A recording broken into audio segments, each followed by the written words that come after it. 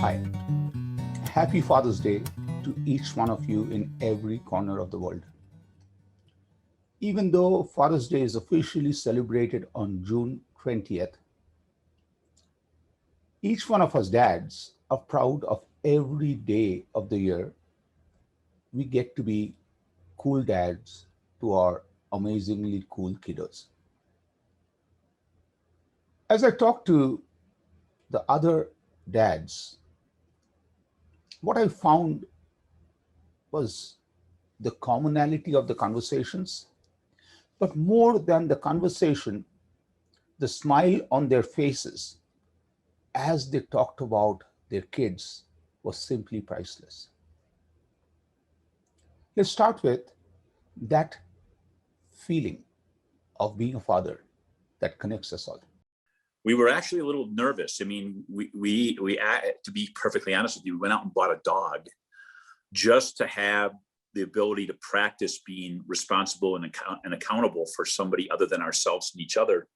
And believe it or not, that was a really good learning experience because, you know, we hadn't had to have that kind of discipline for a long time. But when Jade was born, it was breathtaking for me. The first time I held her, I could not believe that, you know, human beings are capable of creating new life like that. And it was heartfelt and touching. And you know, Jody and I, we had this great combination of joy and nervousness and anxiousness. And we were literally, you know, we were scared straight into having to be the most accountable parents out there. It struck me that this is big. This is a thing that possibly going to change my life forever. That moment when Mick came out, and I got to hold him in my hands, the feeling was amazing. It was like heavenly, right? And the baby people gave me the baby and took us to clean him. And the first thing he ever had in his mouth was sugar water to calm him. I remember vividly when Malachi was born. My wife and I both were able to take a moment and just be quiet, smile, tears of joy coming down our face, and just thankful that we had both endured, her more than I had endured delivery, and had the opportunity to see the baby that we had been waiting for 9 months. For me, it was September 15th, 1993, 3:08 a.m. in Wichita, Kansas. Raka enters the world, and as I watched from a distance, I saw the first thing my little baby did in the doctor's arm was she peed. I was so excited that Raka's mom, my wife then, Gopa, and myself, we created a life form that pees. They're so little. They're like, you know, they're like this big, and just seeing their little eyelashes and their fingernails, it's absolute awe and wonder was, I think, the main thing. I was just like completely struck by just how incredible, you know, every human life is, and really got an appreciation for that. So before Ogni was born, of course, there was anticipation and there was anxiety, there was happiness, various emotions, but purely because we didn't know what will come out. Once Ogni happened, and then after that, I was told, the doctor said, hold. And I didn't want to, because this thing was so small, and I was positive I'm going to drop. I was petrified that what if I hurt by mistake, because I've never held anything live, because even before that or after that, I'm very skeptical about going to anybody's house and holding a baby, other people's babies, because I with mine I can take a risk, others I can't take a risk. That was magical. I was surprised how lively that baby was already. It was like within seconds came into the world and was already like a full acting little baby, you know. Although so small, and I thought it was really magical that something is it's so lively. She was 2 years old. We played this game, which any two sane people would not even consider playing. But that's the coolest game I've ever played. Raka would be in her car seat on the back and driving. And all of a sudden she would say, Baba. Baba means dad. I would say, Raka. Baba. Raka. Baba, Baba. Raka, Raka. Oh, Baba. Oh, Raka. This would go on and on. And it just felt cool. Like just thinking about those moments, I wish I could go back for 2 minutes and play the game with my daughter one more time. I think of my daughter, Brianna, and when she was probably 6 or 7 years old, and we were driving on the East Coast from Virginia back to Charlotte, North Carolina. And you have the car moments where the whole family's together. And so 2 young kids, me and my wife, and we just said, hey, Brianna, can you sing a song for us? And she just instantaneously sings this song. And it's like, I love my mom. I love my dad. And she builds it into a rap, right? I love my mom. I love my dad. I love my bubby. And then she goes, what's that smell? And then she comes back to the song. I love my mom. I love my dad. I love my mom. I love my dad, especially my dad. We've now moved to Northern California. We're living in Belmont. And I don't even know how this came about. But one day he says, oh, no. And so we started doing that more and having more and more fun with that simple 2 words. So I'd go, oh, no. And then he'd try to beat me on the time, right? We'd click the stopwatch out. Mm-hmm. And it was so fun. As soon as we found out that my wife was pregnant with our son, Malachi, I had started going up to her belly and doing the goofiest thing, talking to her belly, right? And baby's inside there. And as he became bigger, he would kick when I would talk. And so it added to the anticipation of seeing Malachi when he was born. So the day he was born, he was screaming, crying, getting wiped off by all the nurses and getting some mama time.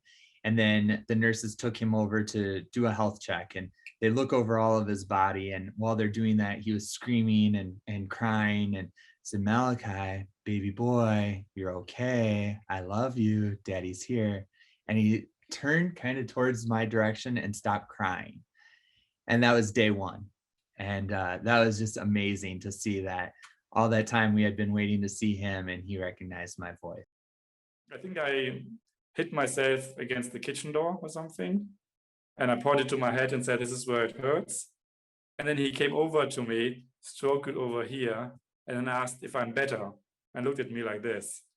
And this was like really, I was like a very proud moment where he showed empathy and was already coming and learned this. And then was also curious enough to ask me whether I was actually better too, after he stroked my head.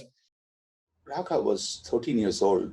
She had a tough day when she ran to me, came right here in my shoulder, and I gave her a hug.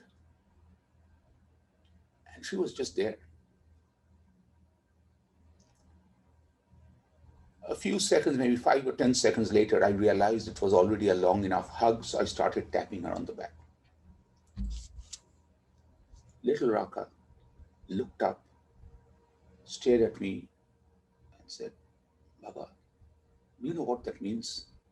When you start tapping me like this, it means you're telling me that's enough, buddy, that's enough, buddy. Baba, when I am in a hug with you, you will stay in the hug as long as I need it. I got it. I realized how insensitive I was being. I also realized how fortunate I am for little Raka to run to me and for me to hold her. And the longer the hug is, the longer I have my baby in my arms. In his musical journey, he's tried violin, he's tried flute. You know, when he was in middle school band, he couldn't play the piano in a band, so he tried all these sorts of instruments, right? Try things, but do what you enjoy doing. He passed out of Duke University right in the beginning of the pandemic. Here is a young boy sitting thousands and thousands of miles away from home, talking to his parents over video conferencing, and staying alone in a room, not even physically attending his classes. And he's being told by his interviewers that we're not too sure whether we're going to recruit. Not for a day he was panicking. And I was feeling very proud. He was going through his life with a remarkable ease. And I'm sure there must have been a lot of tension in his mind. I'm sure he was feeling worried, but he never let it come to the fore even once. I was going on a shoot, and he came out of the bedroom wearing his pajamas, his hair standing up, just gotten out of bed. I said, "Baba, where are you going?" I said, "I'm going to work." So he said, "Do you have to go?" I said, "Yeah, I have to go, unfortunately." So says, "Okay, so what are you going to do?" And while I was tying my shoelaces and I explained what I was doing, we were shooting that day in some field, and we were shooting a scene of a father and a little kid playing football. And so I explained, this is what I'm going to shoot. So he ran inside, got his football out, and said that, Baba, don't go, I'll play with you. And I didn't know how to explain to him that and rather than spending time with him, who willingly wants to spend time and play, I'm going to work with one man and a child who don't know each other, never met each other before, make them look like a loving father and son, and make them, play with each other. And actually, I can not do that and stay at home and play with somebody who really wants me to be around. But of course, I had to go and I went for the shoot. But like I was saying, what it taught me is being sensitive to time. Happy Father's Day to every dad on this planet. Even though Father's Day is celebrated officially on June 20th, we are lucky to be dads to amazing kiddos for 365 days of the year. As you celebrate today, think about that one feeling, that one raising a father moment. Hold on to that, celebrate that, and share it with other dads so we can each get inspired by each other.